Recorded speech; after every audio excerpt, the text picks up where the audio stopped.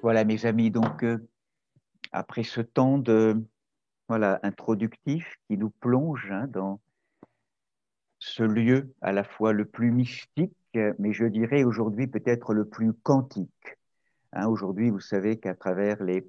découvertes contemporaines, c'est peut-être parmi nos scientifiques les plus avant-gardistes, je dirais, dans cette connaissance je dirais, oui, de toutes la force, en tout cas, de ces découvertes, de ces champs morphogénétiques, en tout cas, qu'on peut vraiment retrouver pour faire des liens entre une tradition religieuse souvent difficile pour certains parce que ne parlant plus au collectif de l'humanité, et en même temps comment cette tradition mystique qui nous fait goûter et toucher à la beauté d'une présence dans les profondeurs, peut-être aujourd'hui appréhendée ou en tout cas pressentie de manière très intéressante par certaines approches, je dirais, de la physique contemporaine, la physique quantique. Et on va en parler en particulier aujourd'hui à travers certaines approches ou ébauches de la thématique que j'aimerais vous faire partager aujourd'hui, vous partager en lien avec ce dernier temps qui conclut donc tout un cycle que nous avions proposé avec Anne et en lien bien sûr avec l'association les deux ailes. Donc dans un temps particulier et un temps liturgique est aussi ce temps pascal.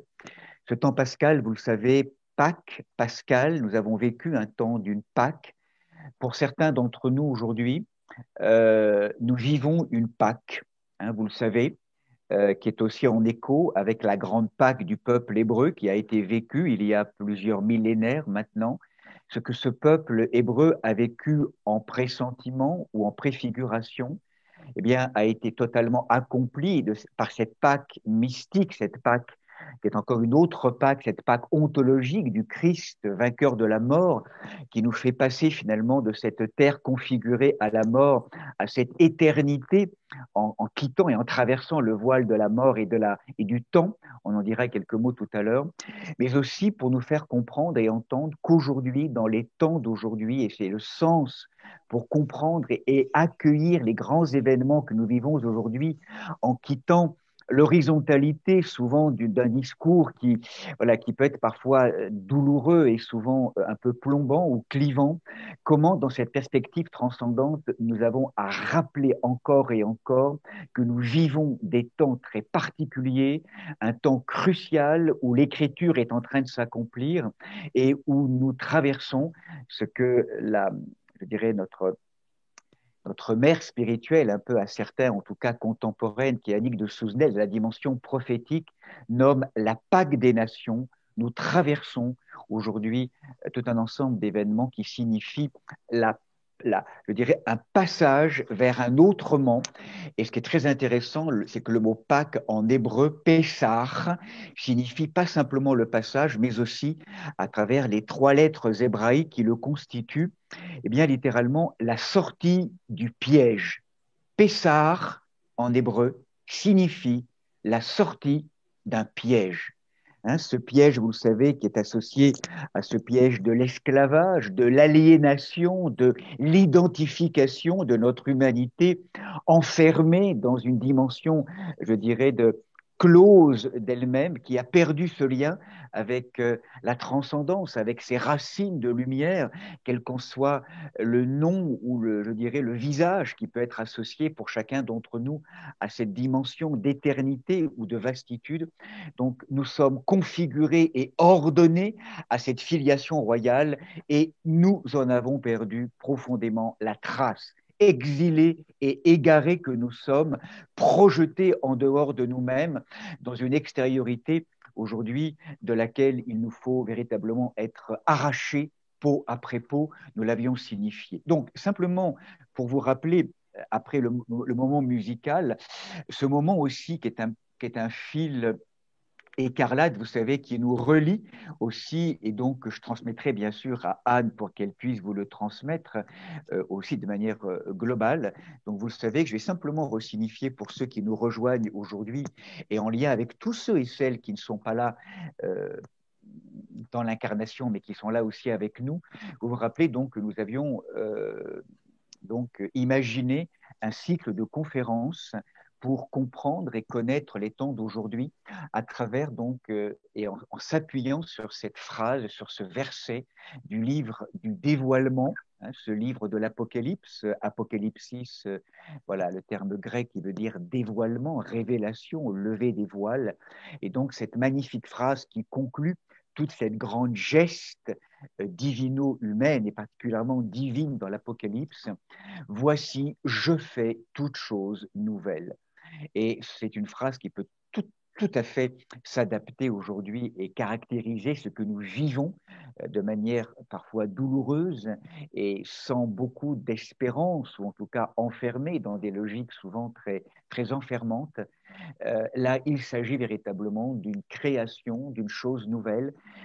C'est la divinité, c'est la transcendance, c'est la présence divine qui parle, et c'est effectivement une œuvre divine qui est en train de s'accomplir, comme si nous étions effectivement percutés dans une Pentecôte profonde qui vient interpeller notre humanité très profondément. Et donc, c'est aussi, et c'est ça la parole d'espérance, l'avènement d'une beauté nouvelle, d'une poussée printanière à travers l'effondrement de tout un ensemble de choses que nous vivons aujourd'hui. Et voilà, je ne vais pas réciter simplement dans l'horizontalité de discours que nous connaissons beaucoup aujourd'hui. Voilà, sans égrener toute la litanie, je dirais, des grands événements, des grands symptômes touchant à la nature, à la création, à la biodiversité, à toutes ces logiques aussi de grands troubles de société, voilà, qui vont, voilà, et bien sûr, c'est également tout ce qui touche aussi toutes nos logiques, voilà, sociétales, politiques et médicales, mais il s'agit effectivement plus que jamais, vous le savez, aujourd'hui, on a plus que jamais besoin d'être aidé, et pas simplement d'être aidé ou d'être aimé, mais aussi d'être ailé. Et aujourd'hui, retrouver nos ailes, c'est retrouver aussi je dirais, notre capacité à être relié. Vous savez que être ailé ou être plutôt désailé, nous dit l'hébreu, c'est être à nouveau, c'est être paralysé, c'est être enfermé dans le piège, dans la mort, on pourrait dire, cette mort symbolique d'une humanité qui a perdu la vision globale et la vision profonde, et retrouver nos ailes, c'est retrouver notre filiation, je dirais, ontologique, cette filiation divine, cette filiation lumineuse, cette royauté, cette couronne, on pourrait dire, d'enfants de la lumière. Et donc, ces deux ailes, donc, qui signifient le nom d'une des associations, voilà, donc, en lien avec, bien sûr, tout ce que vous connaissez, que donc vous vivez en Suisse autour voilà, de Anne et toute l'équipe, eh bien, c'est vraiment, je dirais, très intéressant aujourd'hui pour honorer la beauté et retrouver, être au service. Donc, l'ange, vous le savez, on avait abordé cette thématique de la rencontre avec l'ange, présence éminemment importante tout au long du texte biblique, qui a particulièrement été honoré à travers ces beaux dialogues avec l'ange aujourd'hui, donc que certains connaissent bien ce texte, l'ange comme ce compagnon de lumière très important pour nous aider à relier la lumière et la matière, et pour être des pontifs, vraiment, pour que ça ne s'oppose plus, ondes et corpuscules, matière et lumière. Enfin voilà, on est vraiment là dans ces logiques à la fois d'un langage ou d'un verbe religieux, mais aussi plutôt scientifique, qui vraiment fait des ponts et qui nous relie donc profondément, dans ce travail de réconciliation. Vous savez, vous rappelez que donc pour nous, l'enjeu de de ce cycle de conférences était une manière de pouvoir aussi comprendre et d'accueillir les temps actuels, et voilà, honorer aussi la beauté de cette belle planète bleue qui, vous le savez, aujourd'hui est percutée par ce germe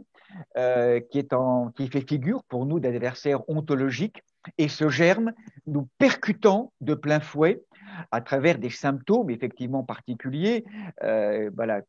que nous voyons se manifester, mais c'est beaucoup plus profond ce qui se passe en fait. C'est la remise en question de tout un système de fonctionnement, de tout un paradigme, et vous vous rappelez que derrière tout ce qui est en train de se passer, à travers cette percussion, je dirais, donc venant donc de cet invisible, cette percussion qui vient rejoindre notre création, il s'agit en vérité derrière tout cela, eh bien, de l'effondrement de tout un ensemble de fonctionnements, de toutes les tours extérieures et intérieures. Il s'agit d'une profonde remise en question. Donc, nous l'avions abordé ainsi. C'était la première thématique qu'on avait abordée, le défi ou la gageure d'un dévoilement. Hein, donc, on avait abordé là tout ce que ça venait rejoindre aujourd'hui et comment ce travail de dévoilement est ontologique. Il est vraiment profondément l'histoire de notre humanité. Donc, il ne pourra pas faire l'économie pour que ça se dévoile, eh bien, je dirais, de la rigueur, d'un ajustement, de la percussion. Hein, et il faut que eh bien, nous soyons percutés quelque part dans nos enfermements, dans cette espèce d'autosuffisance collective et personnelle. C'est aussi le cas de nos épreuves personnelles qui viennent interroger nos, je dirais, nos toutes-puissances ou nos enfermements, nos tours un peu d'autosuffisance, pour que dans cette rigueur d'un ajustement qu'on avait conjugué avec un mot plus difficile pour nous à accueillir, qui est le jugement de Dieu, hein, qui n'est pas un jugement extérieur, mais on l'avait rappelé, je dirais un réajustement et une vision où nous sommes vus plus que jamais et percutés dans la clarté et la vérité de l'amour. Et tout ceci, vous vous rappelez, avait été l'objet d'un troisième développement qui nous oblige aujourd'hui plus que jamais à un profond retournement de toute une perspective, ce que Johanna Messi, en tant qu'éco-psychologue contemporaine, parlera de great turning, littéralement le changement de cap, que le père Jean Séraphin, Jean-Yves Leloup, a nommé comme métanoïa récemment dans un livre sur la révolution silencieuse, mais aussi Abdenour Bidar et d'autres, et puis Annick de Souzenel, le grand retournement. Donc l'obligation aujourd'hui plus que jamais de cette métanoïa, hein, de ce changement de cap qui concerne le collectif de l'humanité, mais aussi chacun d'entre nous dans tout ce que nous vivons aujourd'hui. Et puis bien sûr, nous avions signifié aussi cette facette aussi intéressante et féconde pour certains d'entre nous aujourd'hui, d'entendre que dans le texte biblique, eh bien, ce que nous vivons peut être interprété comme des douleurs d'un enfantement. Et donc, c'est du coup une bonne nouvelle. Même si c'est effectivement douloureux, il s'agit d'un enfantement. Il s'agit véritablement d'entendre que l'humanité collective aujourd'hui est conduite à travers les événements que nous vivons dans un détroit utérin pressurisé que nous sommes pour que, criblés par un ensemble d'épreuves, percutés, je dirais à la fois une espèce de transformation, d'ébranlement, de désécurisation qui vient remettre en question tous nos fonctionnements, à la fois personnels, collectifs, familial, sociétal. Nous sommes interrogés plus que jamais aujourd'hui pour que dans cet ébranlement apparaisse ou se révèle à la fois ce qu'il y a de pire. Nous sommes vus comme jamais nous sommes vus aujourd'hui dans tous ces lieux d'ambiguïté sociétale, de corruption, de manipulation, c'est tellement criant, hein, et certains ont la sensation de dire enfin sont mis en lumière des mécanismes que nous pressentions tellement imprégnés et mazoutés le fonctionnement de nos sociétés, et c'est en train d'être vu plus que jamais. Et en même temps, au cœur de cela, de l'avènement de ce qui peut y être de plus douloureux et de plus ténébreux, il y a aussi, et là est l'espérance, l'avènement du meilleur. C'est comme si aujourd'hui, plus que jamais, il y a toute une frange de l'humanité qui est en train de se réveiller, comme si on était en train de vivre un moment de grand réveil, percuté que nous sommes, et où là, plus que jamais, eh bien, nous avons un vrai choix de vie à faire pour quitter la mort et faire un vrai choix de vie. Et je trouve que personnellement, dans les accompagnements que je peux vivre au quotidien, mais aussi au niveau collectif, on a la sensation que beaucoup d'êtres sont percutés aujourd'hui, sont interrogés, et collectivement, bien sûr aussi, avec la poussée de conscience de nombreux jeunes qui s'interrogent en dehors des institutions, et puis beaucoup de belles choses aussi qui sont là en train de se révéler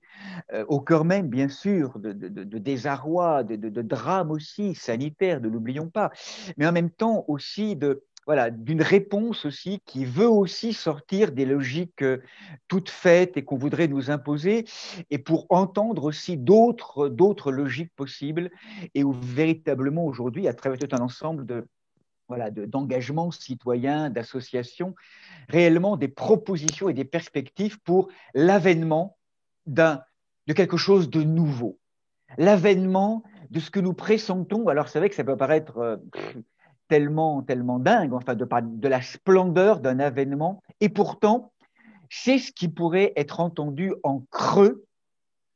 des événements que nous vivons aujourd'hui. Et c'est ce que j'aimerais donc peut-être développer pour conclure maintenant ce temps donc de ces cinq rendez-vous. Effectivement, que tout ça est au service, eh bien, je pourrais dire, de l'avènement, de quelque chose d'inouï qu'on ne comprend pas vraiment, mais pourtant qui a été annoncé et dont nous pouvons avoir la trace tellement manifeste au cœur du texte biblique, de la grande tradition de l'Église primitive, et que nous vivons particulièrement à travers ce temps pascal, mes amis, mine de rien, quand nous crions aujourd'hui dans nos églises et communautés Christ est ressuscité, et que nous répondons en vérité il est ressuscité dans cette joie pascale, entendons-nous vraiment qu'à travers ce Christ est ressuscité, il s'agit de la révolution la plus extraordinaire qu'a vécue l'humanité, qui est l'avènement de la matière de gloire et de l'humanité nouvelle. Que finalement, ce n'est pas la bêtise, que ce n'est pas la mort, la manipulation, ou je dirais toute forme de souffrance ou d'illusion ou de tromperie ou de tout ce qu'on peut imaginer, ou d'injustice qui auront le dernier mot. C'est la force invincible de l'humble amour. C'est une force d'espérance inouïe. Et avons-nous vraiment entendu ce message? Je ne crois pas. À tel point d'ailleurs que dans certains séminaires aujourd'hui, peut-être en Occident ou même dans certaines de nos églises, je dirais, on n'a pas entendu ou même on doute de cette révélation, de cette résurrection, en l'interprétant comme quelque chose de symbolique. Simplement, oui, on ressuscite effectivement intérieurement, et c'est vrai que c'est une réalité. Mais c'est beaucoup plus que ça. C'est littéralement l'accès enfin à une vie qui nous a été acquise par le Christ en traversant la matière des mondes, à travers tout ce qu'il a vécu et acquis pour nous, en ne faisant pas l'économie de la croix, mais où notre matière collective, notre nature humaine, a été impactée à tout jamais d'une information de vie qui a vaincu la mort, même si elle n'est pas entendue et actualisée aujourd'hui en chacun d'entre nous. C'est littéralement, pour moi, la révolution est la seule bonne nouvelle à annoncer et à proclamer jour après jour, année après année, siècle après siècle. Ce n'est pas la mort qui aura le dernier mot, c'est la vie. C'est la transmission ou l'accès à une matière-lumière. Et on pourrait nous dire, mais c'est tellement loin tout ça, mon pauvre, tu nous parles de ça, mais aujourd'hui c'est quand même la réalité, quand même reste dans le réel. Eh bien non, moi je signe et je continue à vous dire qu'il y a au cœur de nous-mêmes un support particulier de la conscience, avec une conscience qui appelle plus que jamais aujourd'hui à advenir, même si effectivement ça va se faire progressivement, mais il nous faut plus que jamais prendre soin d'un feu qui est déposé en nous, ce feu des particules, ce feu que le Christ. Et si le Christ a vécu pour nous en venant nous rejoindre, je dirais, dans sa nature en tant que vrai Dieu, dans notre nature humaine, c'est pas pour en faire une histoire complètement déconnectée de la nature humaine. Ça nous concerne tous et chacun et chacune. Et là, je crois qu'il y a vraiment aujourd'hui, dans le temps pascal, quelque chose de très important à se rappeler. Et donc, c'est peut-être autour de ça que j'aimerais vous approfondir mon propos, peut-être simplement pour vous rappeler eh bien, qu'aujourd'hui, ce que nous vivons est tout simplement associé, voilà, est en fait en lien. Et je vais donc simplement, à travers trois moments bibliques, vous le partager, vous le rappeler. Nous sommes donc vraiment en lien très profondément avec cette expérience de la matière glorieuse. Ça, je voudrais d'abord, j'aimerais vous le signifier à travers tout simplement, eh bien, une lecture aujourd'hui de ce que nous appelons la Covid-19. La Covid, j'avais été très interpellé tout à fait il y a un an maintenant par la réflexion d'un frère proche du monastère qui me disait qu'à travers la lecture hébraïque de cette fameuse Covid,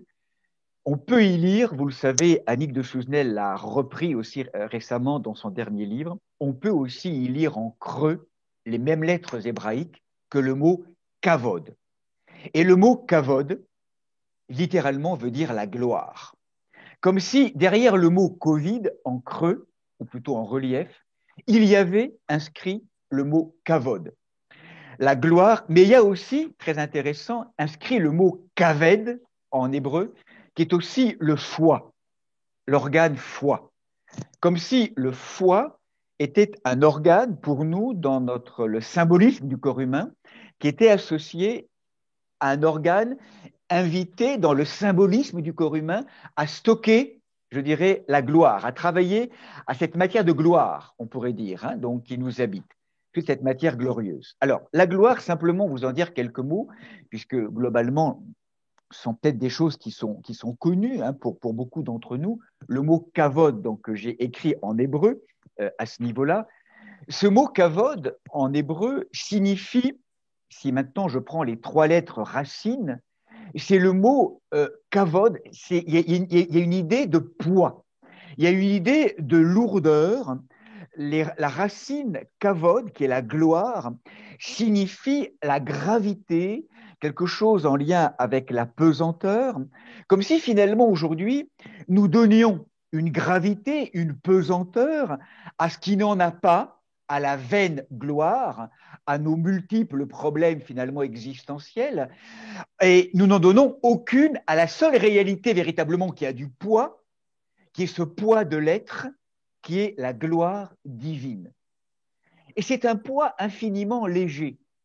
C'est ça qui est intéressant dans ce qui caractérise la gloire de Dieu. Quand on parle de la gloire de Dieu, on parle d'un poids de présence. On parle d'un rayonnement de présence. On parle aussi d'un dynamisme, d'un état de sainteté, d'une majesté. On pourrait dire la présence même de l'être qui fait être toute chose. C'est ça que veut dire en hébreu, dans le Premier Testament, qu'on appelle la gloire. C'est un poids de présence, un poids de lumière. Et c'est un poids de vie qui nous rend infiniment légers, précieux, qui rayonne,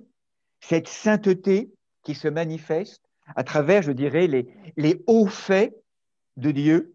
et aussi des apparitions de la gloire de Dieu dans le Premier Testament. Et ce qui est intéressant en lien avec ce mot Covid-19, vous le savez, c'est que la lettre 19 en hébreu, qui est associée dans la guématria, dans la science interprétative, vous le savez, entre le nombre et la lettre, est associée, la lettre Kof, nous rappelle quelqu'un comme Annick, qui est en fait une lettre très intéressante dont l'image ou l'idéogramme pourrait nous rappeler un cordon ombilical reliant le ciel et la terre. Comme si, alors que personne n'en parle dans les logiques scientifiques Covid-19, mais tout est signe et nous fait signe. Et si nous voulons décoder ce qu'il y a derrière, d'un point de vue spirituel, en vivant cette perspective de la transcendance, nous entendons que derrière tout cela, nous sommes invités, à travers ce que nous vivons, à retrouver ou à redensifier ce cordon ombilical qui nous relie à l'espace de la conscience, réparer le tissu déchiré du monde, ce monde intérieur, mais aussi cette relation avec le divin, pour travailler à l'avènement d'un poids de présence, d'un poids de gloire, d'un poids de rayonnement, d'un poids de lumière incréée, que nous sommes des êtres tissés d'éternité et de lumière. Et ça, je vous le rappelle, à travers cette photo, rappelez-vous, voilà, cette photo un petit peu euh, très, je dirais, voilà, oui, comment on peut dire ça, très représentative de cette apparition de la gloire de Dieu, justement, à travers Moïse, cette manifestation bouleversante avec le peuple hébreu, rappelez-vous. Et là, j'aimerais simplement vous dire, pour conclure cette première partie, finalement, que dans le chapitre de l'Exode, dans le chapitre 34 et dans les versets 29, lorsque Moïse redescend de cette rencontre avec la gloire de Dieu au sommet du mont Sinaï, donc il s'y est préparé pendant 40 jours avec toute cette dramaturgie décrite dans le texte de l'Exode. D'ailleurs, le prophète Élie le vivra aussi de manière différente. Mais en tout cas, dans le texte, c'est très intéressant, dans le texte de l'Exode, ce qui nous est dit, c'est que lorsque Moïse redescendit de la montagne du Sinaï, avec les 2 tables du témoignage dans sa main, eh bien, en fait, Moïse, la peau de son visage rayonnait, et en fait, les êtres qui étaient tout proches avaient peur de l'approcher, tellement il y avait un rayonnement de gloire, espèce de contagion qu'il avait reçue de cette rencontre avec le Saint béni soit-il, qu'on ne nomme pas, vous le savez, dans la tradition du Premier Testament. Et là, lorsque Moïse donc eut fini de leur parler, il mit un voile sur son visage, et dès qu'en fait Moïse entrait devant la présence pour parler avec lui, il ôtait le voile et ensuite il le remettait, et les Israélites voyaient la peau du visage de Moïse rayonner. Donc cette gloire de Dieu, c'est quelque chose d'un rayonnement d'amour, comme si Moïse, être humain, avait été comme touché dans l'intime de ces particules, de ces cellules, dans un mystère aujourd'hui que la physique quantique approche,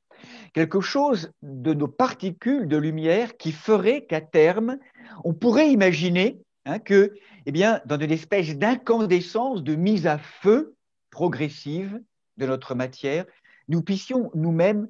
rayonner de cette gloire. Quelque chose qui fait que de la lumière apparaisse. Vous savez, ça, on peut même très concrètement le vivre parfois. Je ne sais pas si vous l'avez vécu parfois dans des accompagnements en fin de vie, dans des corps souvent qui sont tellement délabrés ou tellement transparents, et comment par moments, dans certaines visitations, on a pu toucher des expériences de lumière, de transparence, d'illumination. En tout cas, c'est quelque chose qu'on a peut-être pu toucher dans des moments de grâce particulière. Certains ont peut-être pu le connecter. En tout cas, certains saints, comme Saint Séraphin de Sarov, l'a vraiment transmis, vraiment, et l'a vraiment proposé, en tout cas, dans toute une expérience que certains connaissent. Bref, en tout cas, ce qui est sûr, c'est que toujours dans le livre de l'Exode, ce qui va être très intéressant, c'est que cette gloire qui se signifie dans le lien à Moïse, donc là, très concrètement dans cette expérience humaine, va être signifiée, donc simplement, je vais le signifier, dans le vêtement des prêtres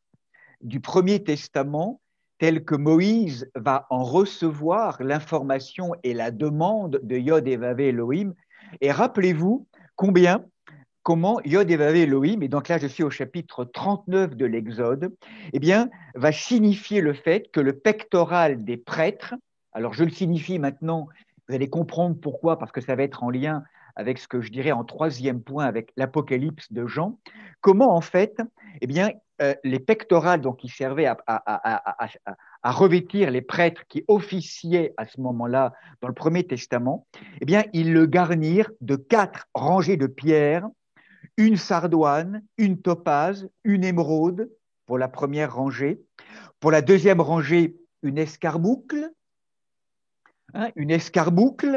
un saphir, un diamant. Une troisième rangée, une agate, une hyacinthe, une améthyste. Pour la quatrième rangée, une chrysolite, une cornaline, une jaspe, qui étaient tous sertis de chatons d'or. Bref, pour signifier qu'à travers ce langage de ces pierres, je dirais que la Bible, le texte biblique, nous plonge dans une intelligence particulière, comme si la conscience de l'être qui fait ce qui est ce qui est, nous parle d'une transmutation alchimique, d'un langage particulier que nous aurions à entendre pour nous aujourd'hui, nous, matière charbonnée, matière souvent mazoutée, matière psychique, on pourrait dire, qui a perdu la transparence de l'information, et comment nous pourrions décrire notre chemin spirituel ou psychospirituel comme un travail d'alchimisation de notre matière, une mise en lumière de notre matière charbonnée, avec l'apparition, on pourrait dire, de toutes ces vertus de l'âme représentées par ces pierres précieuses. Il y a là un langage intéressant qu'on pourrait vraiment aussi réentendre et que mettra beaucoup en exergue livre de l'Apocalypse, que voilà, je le parcourais tout à l'heure très vite, et qui pourrait simplement donc conclure ma première proposition pour caractériser, je dirais, cette matière glorieuse qui est pour nous ce thème de la splendeur d'un avènement en devenir, d'un événement qui aurait à nous concerner au plus haut point dans notre matière humaine. C'est ça, moi, que j'aimerais vous transmettre ce soir. C'est que ce n'est pas quelque chose qui est extérieur à nous, c'est un travail de mise à feu et d'alchimisation qui concerne notre humanité aujourd'hui, à travers des vrais choix de vie, comme si, percutés que nous sommes, c'est comme s'il y avait une question immense qui était là, qui nous était posée, et qui nous dit aujourd'hui plus que jamais, dans le non-sens ou l'absurde dans lequel nous sommes plongés, mais le vivant nous dit, mais où êtes-vous? Vous rappelez-vous pourquoi vous avez été créé? Ça fait tellement de siècles ou tellement de décennies que vous oubliez cette nature précieuse qui est la vôtre, cette nature flamboyante, incandescente qui est la vôtre ontologiquement, pour laquelle vous avez été créé, et complètement hypnotisé et fasciné à l'extérieur de vous-même, dans un monde, on pourrait dire, qui vibre à des vitesses tellement basses aujourd'hui de la matière, vous oubliez que vous êtes créé pour des harmoniques hautes, de l'amour, de la vie. Et c'est pour ça que je suis venu vous rencontrer, nous rappelle le Christ. C'est pour vous rappeler ce chemin. Et c'est maintenant, plus que jamais, que nous aurions à être interrogés par tout cela. Là où nous sommes devant un mur et où nous allons dans un mur. Nous disent certains courants aujourd'hui écologiques, à juste titre, même si on voudrait nous faire croire par des logiques transhumanistes que la technoscience va nous sortir de tout ça, on sait bien que c'est un leurre. Nous allons face à un mur et il y a un changement de cap fondamental. Ce changement de cap, c'est un regard nouveau à poser sur la matière, sur toutes les potentialités qui nous habitent. C'est immense. C'est un chemin d'espérance, sans faire fi, bien sûr, de l'expérience et de la plongée dans ce qu'on va avoir à vivre, mais c'est véritablement une expérience très forte. Donc moi, le deuxième point maintenant que j'aimerais aborder avec vous, eh bien, c'est la suite du chemin. C'est de vous rappeler que cette gloire de Dieu, telle que nous la décrivons dans le Premier Testament, eh bien, on pourrait dire que cette gloire de Dieu, dans le temps marqué par Dieu, eh bien, elle a pris chair. Elle est venue se contraindre dans les limites d'une humanité. Et là, je serai très bref parce qu'on l'a beaucoup rappelé, ça va être un survol en quelques minutes ou quelques diapositives pour vous rappeler que dans le temps marqué par Dieu, après Moïse, enfin après Abraham, il y a eu donc Moïse et tout un ensemble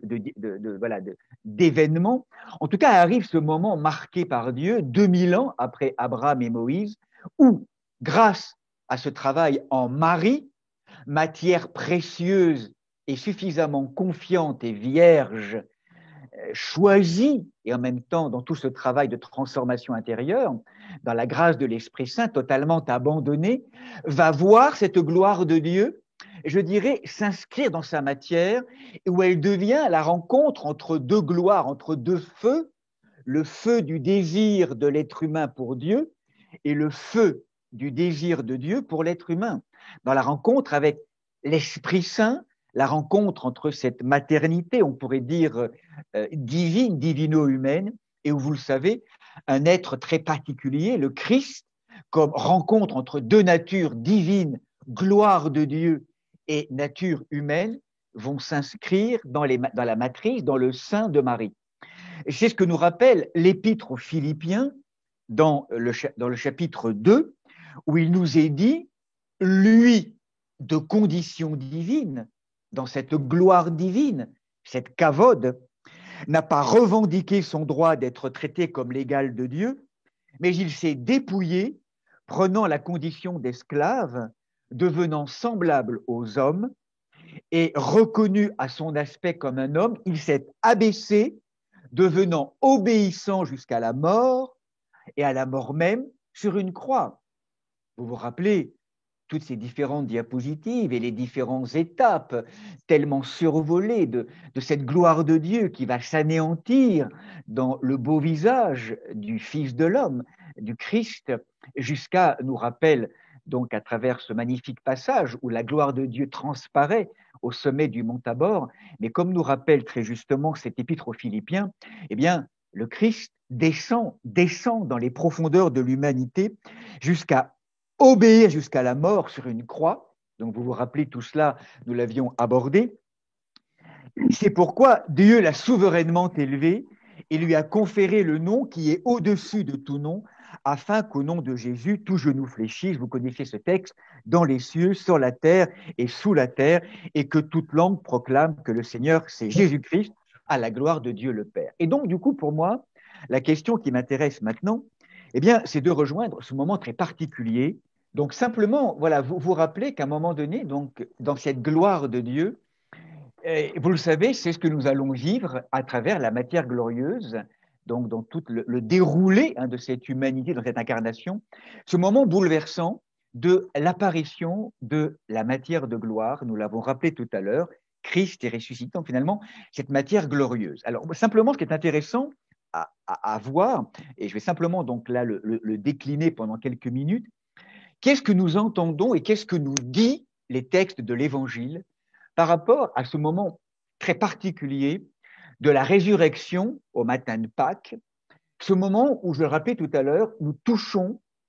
pour certains d'entre nous, en tout cas pour moi très clairement, à ce qui pourrait être la révolution la plus extraordinaire qu'ait vécue l'humanité, vraiment, vraiment, où là, ce jour-là, dans ce moment-là, il se passe quelque chose d'absolument radical, le passage dans un autrement, dans un au-delà. Tout ce qui était obéissant, tout ce qui était en lien, tout ce qui participait, je dirais, à la logique du monde ou au bien fondé du monde. Rappelez-vous ce moment étonnant où lorsque le corps du crucifié est déposé le vendredi saint, donc dans les profondeurs du sépulcre neuf, voilà, il y a une pierre très lourde qui est roulée pour effectivement, comme ça se faisait à l'époque, et en même temps un sceau qui est aussi scellé, le sceau du dictateur romain, pour effectivement faire que surtout, pour demander par les pouvoirs religieux de l'époque pour éviter, je dirais, le fait que les disciples puissent retirer le corps et vivre une supercherie, et puis la garde qui est déposée là. Vous sentez bien, c'est comme si en fait on essayait de garder du mieux que nous pouvions cette espèce de mort dans les tombeaux, et que là, ce qui va se passer, et c'est ce qui est bouleversant, je trouve, le matin de Pâques, et c'est quand même bien cette seule fresque qui reste, vous le savez, qui est en fait la première fresque et la première représentation du matin de Pâques, c'est le tombeau vide. Autrement dit, je dirais, devant tout ce qu'on voulait mettre en place pour garder je dirais, tout ce qui pourrait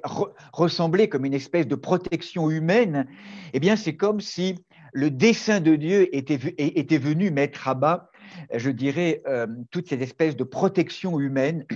et que là, eh bien, la pierre a roulé, la garde est complètement endormie, tout a explosé, le seau a explosé, et la première expérience que nous avons de cette révolution spirituelle et cette révolution de la matière dont on n'a aucune conscience encore, c'est le tombeau vide. Il n'y a rien à voir. Il n'y a rien à voir. Comme si l'une des particularités de la matière glorieuse, on va le voir, c'est qu'en fait, nous dira l'évêque Jean de Saint-Denis, on pourrait dire, l'une des caractéristiques, c'est que le caractère le plus étonnant, c'est qu'elle ne s'impose pas. C'est que quelque part, le Christ va se présenter aussi régulièrement et personne ne va le reconnaître, mais surtout, ce matin de Pâques, dans l'évangile de Luc particulièrement, rappelez-vous, ce premier jour de la semaine, à la pointe de l'aurore, ces femmes vont à la tombe, portent des aromates qu'elles avaient préparés, elles trouvent la pierre roulée de devant le tombeau, et là, elles ne trouvent pas le corps de Jésus, il n'y a plus rien à voir. C'est ça l'expérience qui prend en rebours toutes nos logiques humaines. La plus grande révolution qui touche l'humanité dans l'avènement de la matière-lumière, et on va le voir après lorsqu'il va apparaître le Christ, c'est que tout commence devant un vide. Il n'y a plus rien à voir. C'est l'expérience du tombeau vide. Les femmes mirophores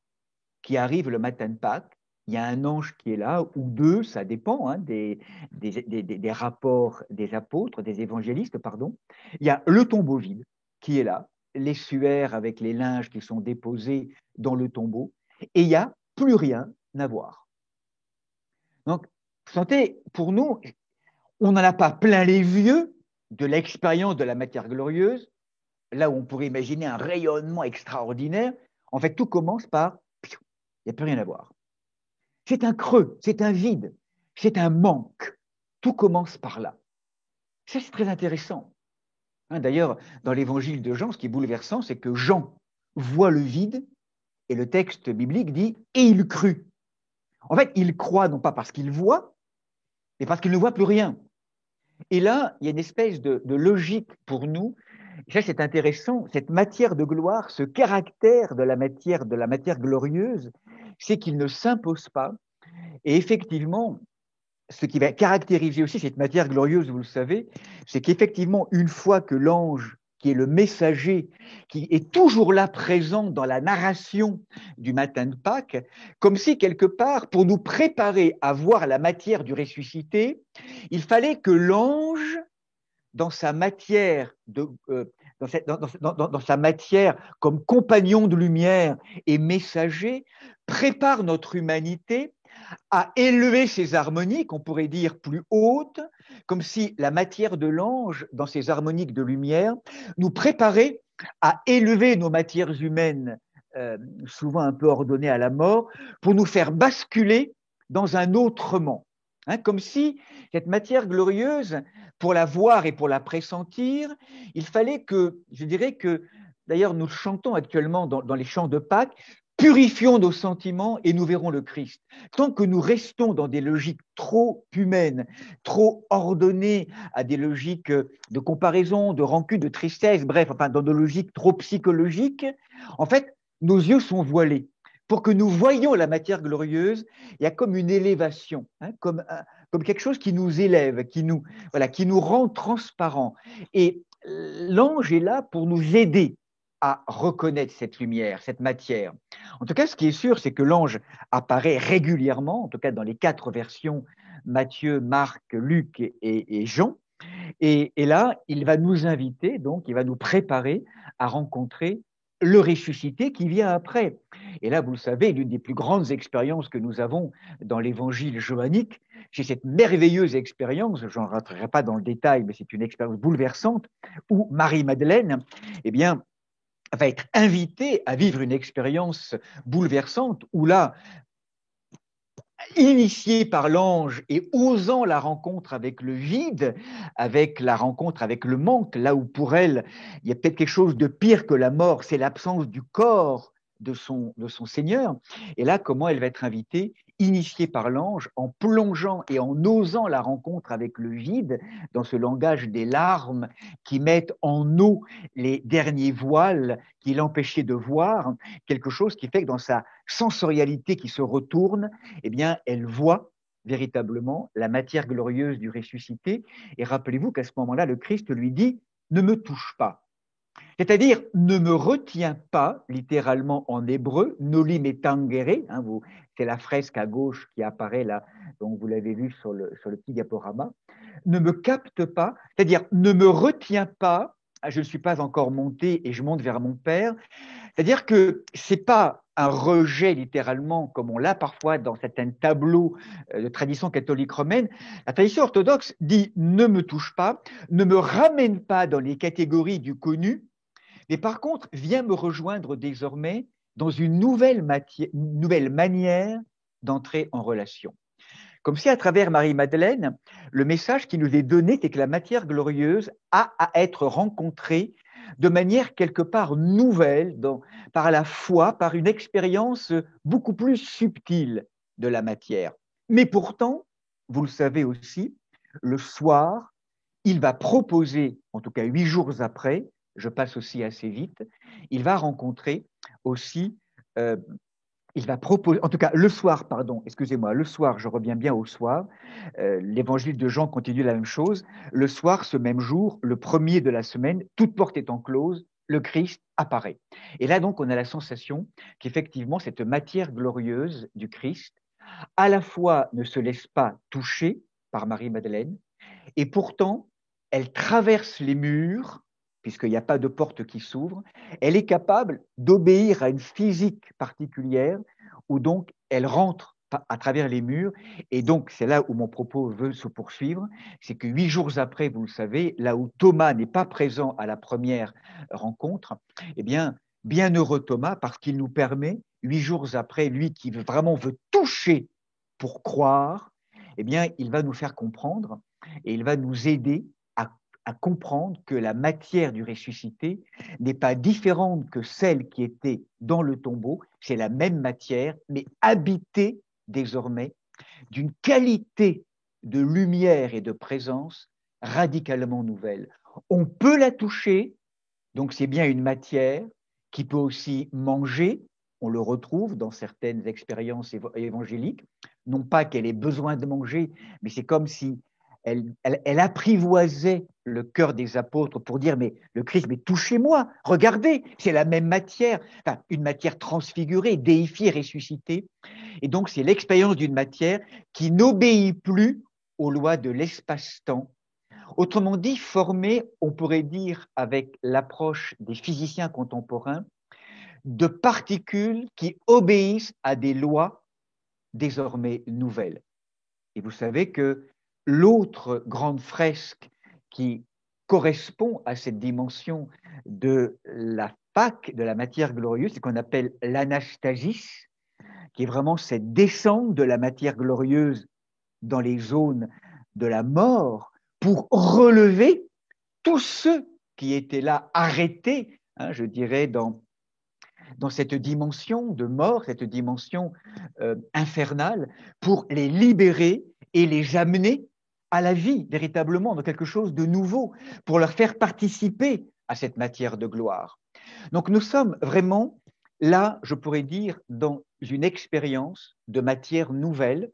Alors je ne rentrerai pas dans le détail parce que j'en ai pas le temps, mais simplement je survolerai le fait qu'aujourd'hui, dans une approche de physique contemporaine, et là je fais référence pour ceux que ça intéresse à approfondir toute cette thématique, voilà, autour de ce livre ou de ces 2 livres, pour ceux qui veulent peut-être mieux comprendre ce mécanisme ou certaines approches de l'homme super lumineux ou de la médecine super lumineuse, hein, donc qui propose je dirais, des choses très intéressantes. En tout cas, la perspective, si vous le voulez aujourd'hui, qu'à travers cette matière de gloire, eh bien, certains de ces physiciens ou de ces courants très avant-gardistes nous proposent d'entendre cette matière comme habitée ou formée de particules vibrant à des vitesses plus rapides que la lumière. Nous sommes dans une physique qui n'est plus concerné par des lois qui sont en dessous du mur de la lumière, mais une physique qui touche véritablement à des particules qui sont au-delà du mur de la lumière et qui, pour ces physiciens, représente le domaine de l'univers originel, de l'information primordiale. Et si nous si nous étions conscients et que nous habitions toujours dans ce domaine-là, il n'y aurait plus de passé, présent, futur, nous serions dans un éternel présent. Il y a un changement complet de la relation à l'espace et au temps dans cette matérialité-là. Et ce qui est intéressant, c'est que ces physiciens nous disent aussi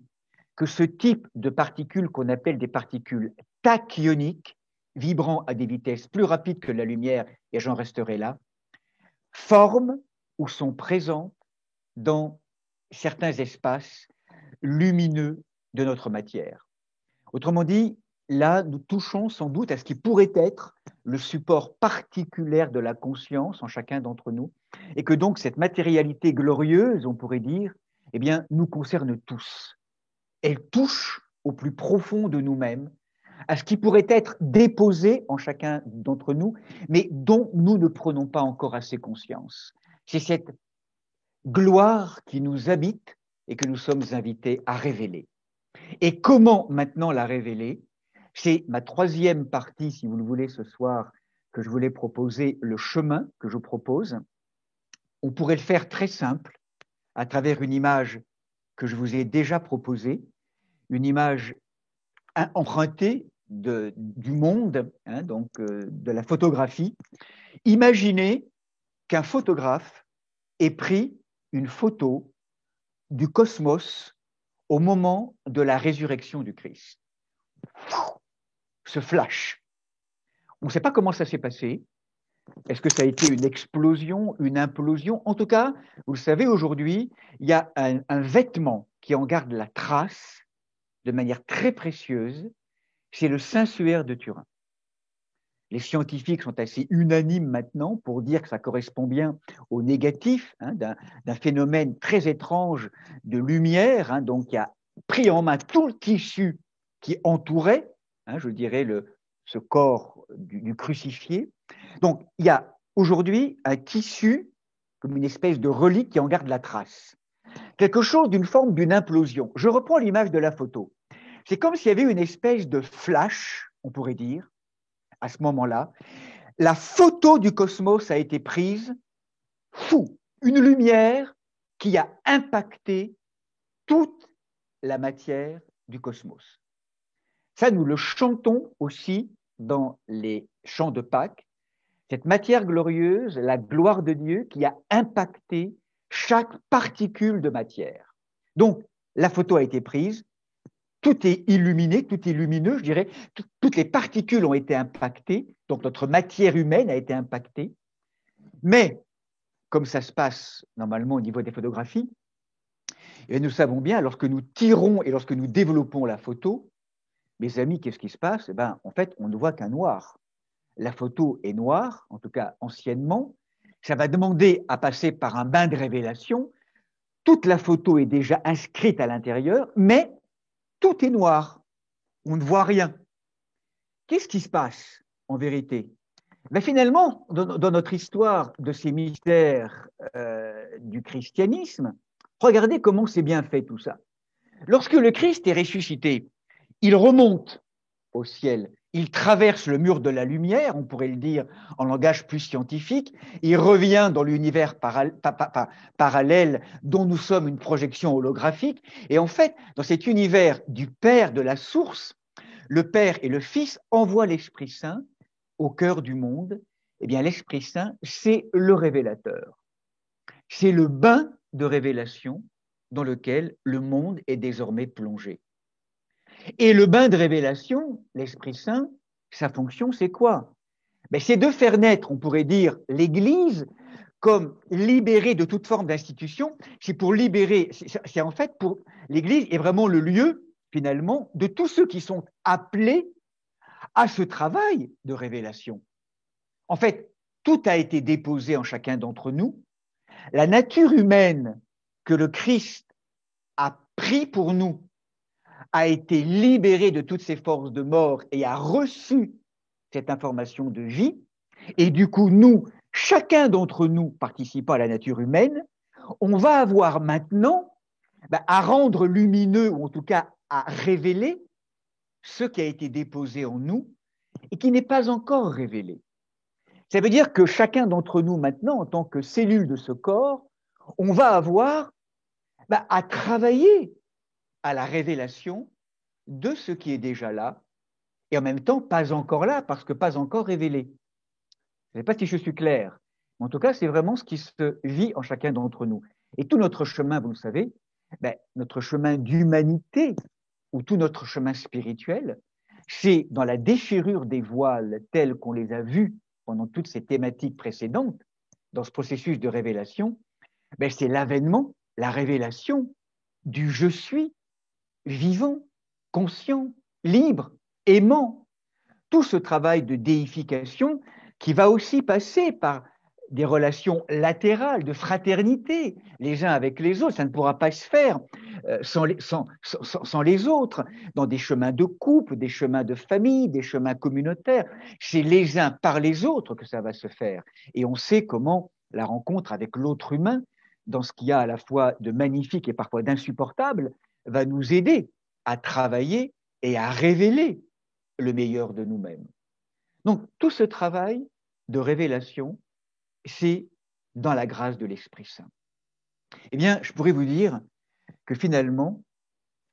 ce que nous sommes en train de vivre aujourd'hui, à travers ces phrases ou ces textes d'une révélation visionnaire contemporaine, je ne vais pas les relire parce que nous l'avons déjà vu ensemble, en fait, on est en train de nous rappeler qu'aujourd'hui particulièrement, nous sommes confrontés à des temps très particuliers, la fin d'un temps, les signes sont en train de s'augmenter, les écritures sont en train de s'accomplir, nous sommes percutés comme jamais par des forces diaboliques, des forces de mort qui ont aussi leur fonction, mais tout ceci, c'est pour nous rappeler que derrière tout cela, eh bien, mon Saint-Esprit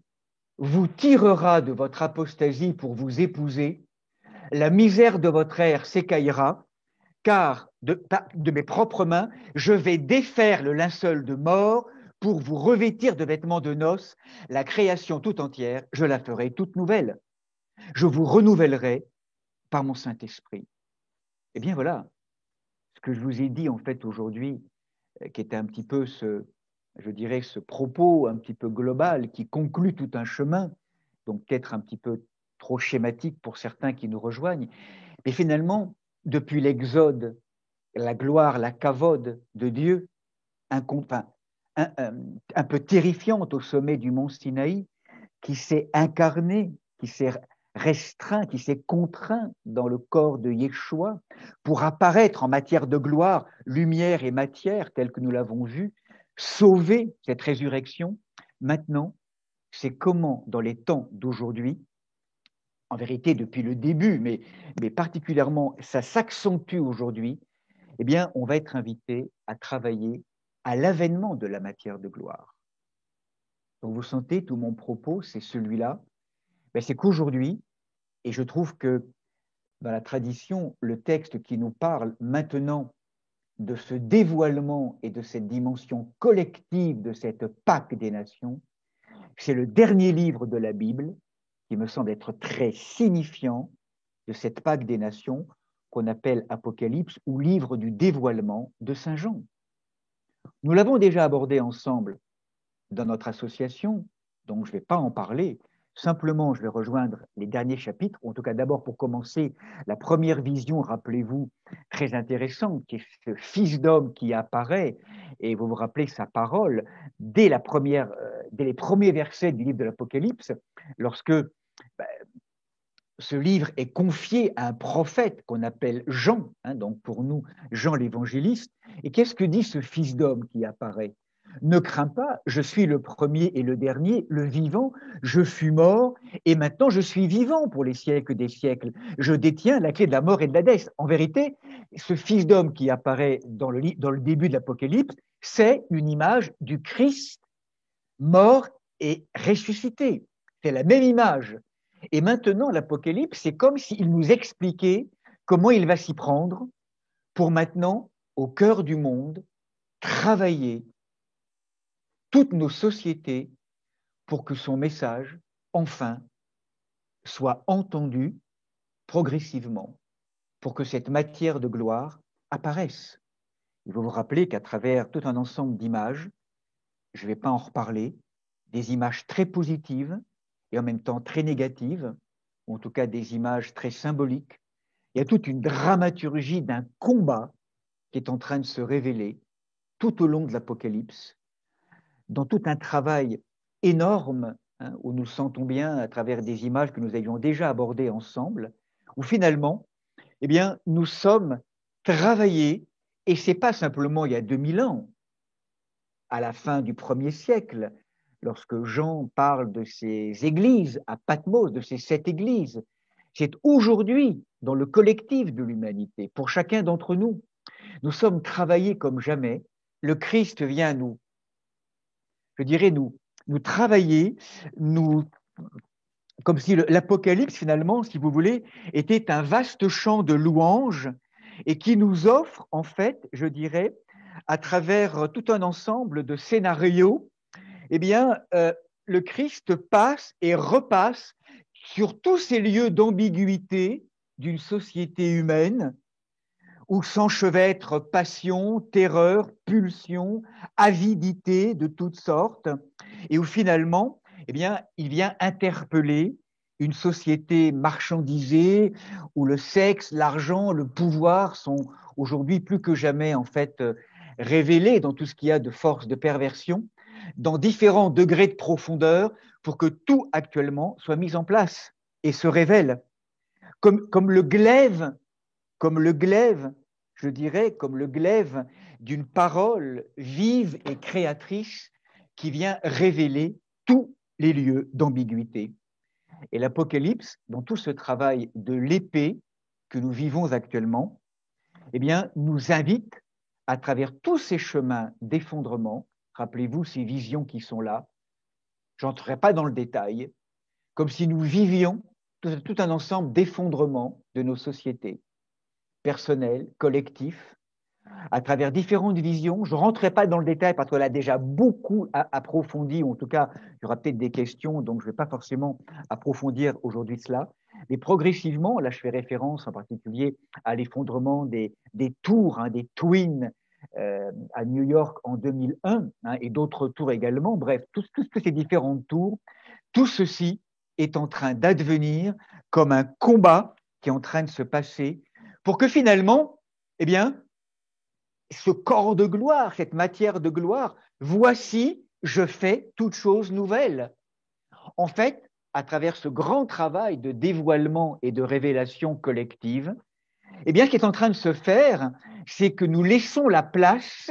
dans ce grand travail de purification de nos sociétés, ce travail d'avènement et d'effondrement, la place à l'avènement d'une nouvelle conscience, d'une nouvelle cité, qui est en fait l'avènement de ce que nous appelons en vérité dans le livre de l'Apocalypse la Jérusalem nouvelle, qui en fait conclut, vous le savez, eh bien, le livre de l'Apocalypse. Et ce livre de l'Apocalypse, nous retrouvons de manière très belle, je dirais, ces différentes assises de pierres précieuses qui fondent cette Jérusalem céleste, qui est une Jérusalem collective, qui n'est plus simplement sur la pectorale de prêtres, comme c'était à l'époque de Moïse, mais c'est véritablement devenu les assises, plus ou moins les mêmes, avec les mêmes pierres précieuses, de ces assises qui fondent la cité sainte, qui descend du ciel, qui est l'œuvre de Dieu, à la mesure aussi où on se laisse être travaillé par le feu, à la manière où elle monte du cœur de l'être humain. Donc c'est tout ce travail finalement qu'on retrouve à la fin de l'Apocalypse, avec ce grand texte, vous vous rappelez de ce grand thème, hein, cette grande vision du livre de l'Apocalypse, avec ces 12 assises de pierres précieuses, hein, ce rempart qui est construit en jaspe, et la ville est de l'or pur, comme du cristal bien pur. Les assises de son rempart sont rehaussées. Première assise de jaspe, deuxième de saphir, troisième de chalcédoine, la quatrième d'émeraude. Bref, toutes ces pierres précieuses, 12 assises à nouveau qui apparaissent, mais vous sentez que ces assises qui caractérisent le travail du feu de l'Esprit Saint, qui métamorphose, qui transfigure nos sociétés et aussi notre matière humaine. Donc très concrètement, mes amis, c'est quoi? Mais ça veut dire que très concrètement, nous sommes invités aujourd'hui, et je conclurai par là, pour que cela advienne, à prendre notre croix, c'est-à-dire à ouvrir et à embrasser tous les plans du réel, pour qu'aujourd'hui, percutés que nous sommes, eh bien, nous soyons profondément remis en question dans tous nos fonctionnements, où il nous faut quitter très clairement des chemins de mort, pour que de plus en plus d'altruisme, de compassion, d'amour, tu aimeras ton Dieu de toutes tes forces, de toute ton âme, de tout ton souffle, de toutes tes forces, de tout ton esprit, retrouver le lien, réparer le tissu déchiré avec la conscience, avec l'être divin, dans, dans quelque chose de beaucoup plus vivifié et habité de la présence de la conscience, de l'être divin. Tu aimeras ton prochain dans des qualités, je dirais, de vivification de nos relations, en quittant toute forme de rancune, pour nourrir le pardon, pour nourrir enfin, tout ce qui peut se vivre en chacun d'entre nous, avec l'autre humain, mais aussi avec la création. Le maître Thich Nhat Hanh dira par exemple qu'aujourd'hui, dans le travail émotionnel que nous avons à faire, c'est aussi peut-être d'entendre comment la création et la terre-mère pleurent dans ses profondeurs. Être en contact avec les pleurs et la souffrance de la terre-mère dans notre propre chair. Ce n'est pas simplement quelque chose de mental ou d'intellectuel, ce que je dis là. C'est véritablement une expérience charnelle, de plonger dans ses émotions, dans ses sentiments, dans tout ce qui nous empêche aujourd'hui de transformer. Qu'est-ce qui fait que nous sommes dans le déni? Qu'est-ce qui fait que ce n'est pas opératif, que nous restons dans une forme de confort et qu'on ne transforme pas notre matière humaine? Il n'y a pas quelque chose qui est rencontré dans nos propres profondeurs, dans quelque chose qui est blessé, qui est brisé dans la relation que nous avons avec notre cœur, notre corps. Ce qui fait qu'on peut avoir des belles pensées, mais ce n'est pas opératif encore aujourd'hui véritablement. On n'y croit pas vraiment. Quelque chose qui fait qu'on continue à croire que ça ne va pas nous arriver. Je ne sais pas comment dire. Il y a quelque chose une espèce de déni qui peut être là. Hein. Et donc, également, et ça commence aussi par là pour chacun d'entre nous, apprendre à s'apprécier soi-même en tant que créature vivante de la vie divine, et que finalement, tous ces mauvais regards qu'on pourrait poser sur nous sont aussi des entraves à l'avènement de la vie divine. Donc, finalement, c'est tout ce programme qui monte et qui descend d'incarnation de la lumière qui nous permet à terme de comprendre que tout ce que nous vivons aujourd'hui, et je finirai par là, eh bien, est vraiment au service de l'avènement de la matière glorieuse, de la splendeur d'un avènement, et que tout ce que nous vivons, à condition que nous en entendions le sens et que vraiment chacun d'entre nous, où que nous soyons, et nous faisons, je le sais bien, tout ce que nous pouvons pour l'entendre, mais que nous entendions que nous sommes tous là, plus que jamais aujourd'hui, dans un chemin très particulier, crucial, et qu'il y a là la perspective de l'avènement d'un monde nouveau, d'un paradigme nouveau, que les temps sont là, que c'est possible, qu'une révolution spirituelle est à l'œuvre plus que jamais, et que là où des discours ambiants aimeraient nous faire croire que la seule réalité aujourd'hui, c'est l'envers d'une tapisserie tissée de désespoir, de doute, de contraintes, de manipulation et de choses finalement très liberticides, et que c'est le seul choix qu'on aurait à avoir aujourd'hui, c'est de nous faire entendre qu'il y a l'endroit d'un décor, d'une tapisserie, tissée de liberté, tissé de beauté, tissé d'espérance, tissé de conscience, et que nous avons à honorer. Simoda,